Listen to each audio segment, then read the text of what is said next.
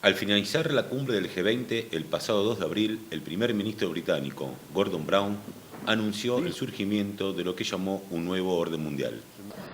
I think a new world order is emerging, and with it the foundation. Sin embargo, la cumbre, que había sido convocada bajo el lema Crecimiento, Estabilidad y Empleo, no modificó en nada el curso de las potencias imperialistas. Su objetivo sigue siendo salvar a los grandes bancos e instituciones financieras, responsables de la crisis mientras destruyen millones de puestos de trabajo.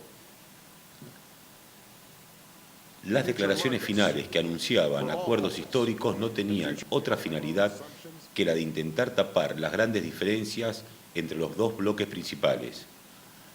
Estados Unidos, Gran Bretaña y Japón fueron a buscar nuevos paquetes de estímulo fiscal para apuntalar el sistema financiero.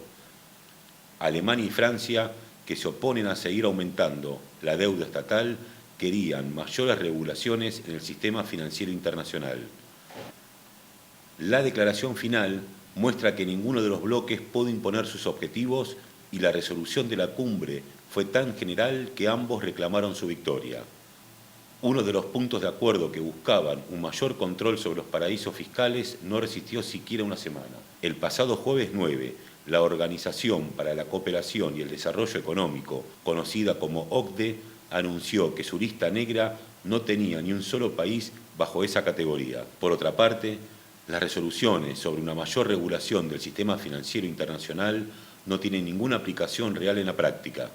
Entonces, la principal medida adoptada por el G20 fue la de reforzar las cuentas del Fondo Monetario Internacional con 750.000 millones de dólares. Este organismo, fuertemente cuestionado, vuelve a jugar un papel central sin sufrir un solo cambio. El FMI y el Banco Mundial seguirán bajo control de Estados Unidos y Europa. Veamos cómo se utilizará el dinero asignado al FMI.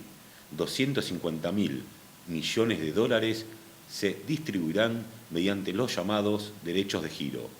Cada socio del fondo recibirá un monto proporcional a sus aportes al organismo, una medida que claramente favorece a las potencias imperialistas. Otros 250.000 millones se usarán para financiar el comercio internacional, que se estima que se contraerá un 9%. Además, el FMI tendrá una línea de créditos flexibles para los llamados países emergentes que tengan buenos antecedentes, una categoría en la que no entrarían países como Argentina luego del default del año 2001. El resto será para rescatar economías quebradas. Las primeras en la fila son las que representan un riesgo para la estabilidad de las grandes potencias imperialistas, como sucede hoy en Europa del Este. Esta región, que en las últimas décadas fue una fuente de mano de obra barata y fabulosos negocios para los capitalistas europeos, es catalogada hoy como una región riesgosa.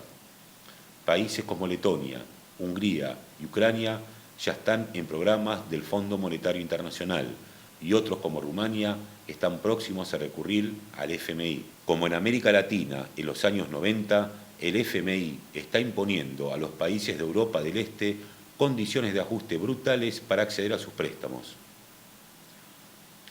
El mecanismo es perverso. Estos países están obligados a ajustar sus cuentas, mientras economías como las de Estados Unidos y Gran Bretaña aumentan en forma sideral la deuda estatal para rescatar a sus banqueros. En Letonia, el FMI exigió a cambio de su préstamo una rebaja de entre el 10 y el 25% en los salarios de los empleados estatales y una reducción fiscal del 40%, achicando el presupuesto de salud y educación. Esto llevó a una revuelta popular que terminó derribando al gobierno en febrero pasado. Una situación similar están atravesando Hungría y Ucrania. En Ucrania, el gobierno está intentando reducir el déficit público a menos del 3% de su Producto Bruto, como le exige el FMI. Esto profundizó la crisis política y las movilizaciones que piden la renuncia del gobierno. El último país en agregarse a esta lista es Rumania, al que el FMI ya exigió congelar los sueldos de los trabajadores estatales y las pensiones.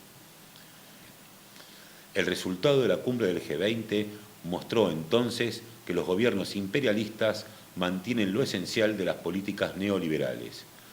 Es decir, el salvataje de las finanzas, mientras se multiplican los despidos y millones de personas alrededor del mundo son arrastradas a la pobreza.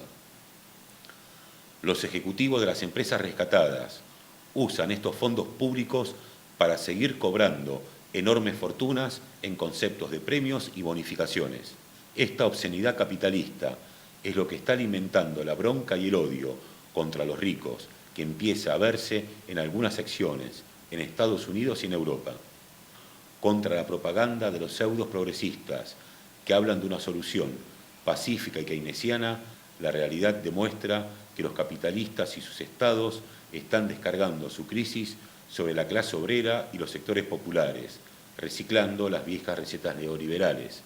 Aunque de forma incipiente y a pequeña escala, vuelven a aparecer métodos radicalizados, tomas de gerente como rehenes y la ocupación de fábricas y talleres. Las primeras respuestas que empiezan a dar los trabajadores muestran que existe una alternativa a la catástrofe social, que la crisis la paguen los capitalistas, que son quienes la generaron.